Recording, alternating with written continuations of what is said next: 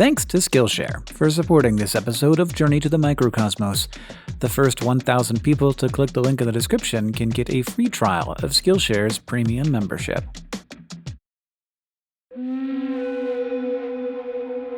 Do you ever wonder what it might take to make a fish mad? Not just like a little irritated or cranky, but fully leaping out of the water mad. Like maybe you've done that thing you shouldn't be doing where you tap your fingers impatiently at the glass of an aquarium just to get a bit of a rise out of its residents, but they just glide on by like you don't even matter. You're just a creature on the other side of the glass, more provoked by a fish than it is by you. But let us suppose you wake up tomorrow, as Kafka might say, from uneasy dreams, transformed in your bed into a monstrous vermin. Instead of the soft, malleable casing of your skin, you are now armored with a rigid exoskeleton made of chitin that you will periodically shed and regrow. Your body is now an oval, with 4 pairs of legs attached to the middle thoracic region. And what does your head look like? It looks weird. Almost a bit like a butt, right? Except that structure at one end of you is neither head nor butt. It is for males, the testes, and for the females, it is the spermatheca, a place to store sperm. This is your actual head. Much cuter, if you can call a head equipped with suction cups and a needle cute, but it is a head similar to your streamlined body that is built for one purpose.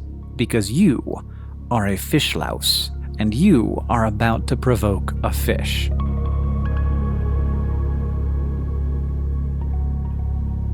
Now, despite what the name suggests, you are not actually a louse. You aren't even an insect. You are one of more than 100 freshwater crustacean species called Arugulus. While you and your kind are found throughout the world, some of your relatives likely got their start long ago in Asia. They spread around the world as the trade of carp and goldfish spread not only the fish, but their closest friends as well. Well, perhaps friends is not the right word. Parasite. That one fits better. Of course, the name doesn't matter to you, nor does your historical background.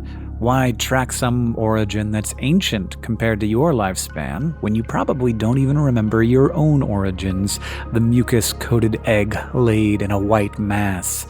Perhaps the weather was warm and you spent only a few days amongst the other eggs, or maybe it was colder and you waited weeks.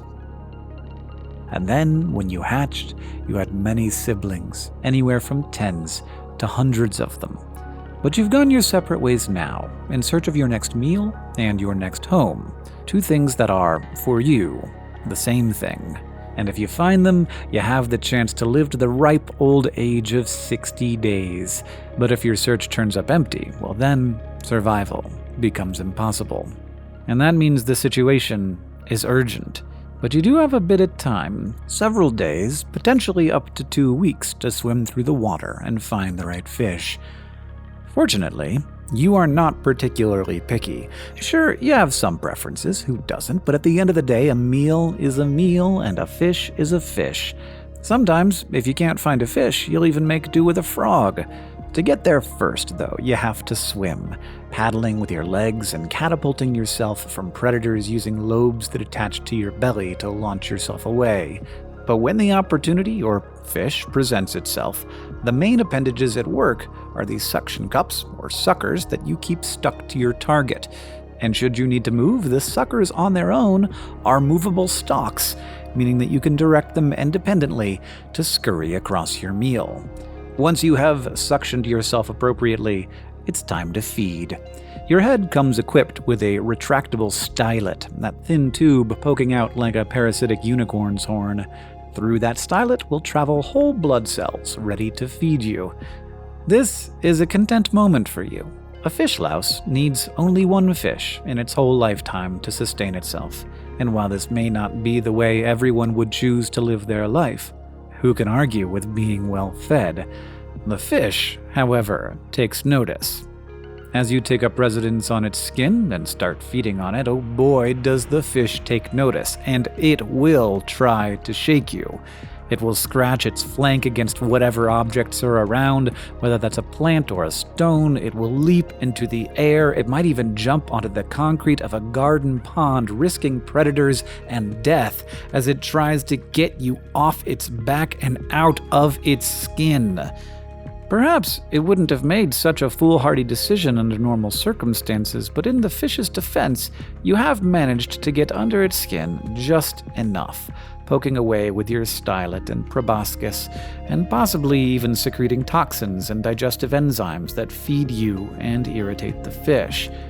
And no one is quite themselves when they're irritated, but you will just go on. Unaware, surely, of the damage you have caused, of the response you have provoked, because after all, to you, it wasn't damage, it wasn't meant to provoke, it was just one creature, in search of food, through whatever means were available to it. Thank you for coming on this journey with us as we explore the unseen world that surrounds us, and we would like to also say thank you again to Skillshare for supporting this video. If you're feeling like diving headfirst into some fish now, you should probably know how to prepare it properly because you are not actually a fish louse. And Skillshare can help with that with courses like Simplifying Raw Fish. Chef Ken Oranger will take you through a 40-minute culinary class where he breaks down the basics of preparing fish at home. You'll learn what to look for when buying fish, essential knife skills, how to select ingredients, and finally how to put your own creative twist on each dish. Skillshare is an online learning community that offers membership with meaning. With so much to explore, real-world projects to create, and the support of fellow creatives, Skillshare empowers you to accomplish real growth.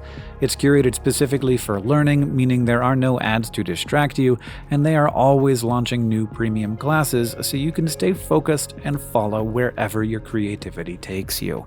And if you're one of the first 1,000 people to click the link in the description, you can get a free trial of Skillshare's premium membership.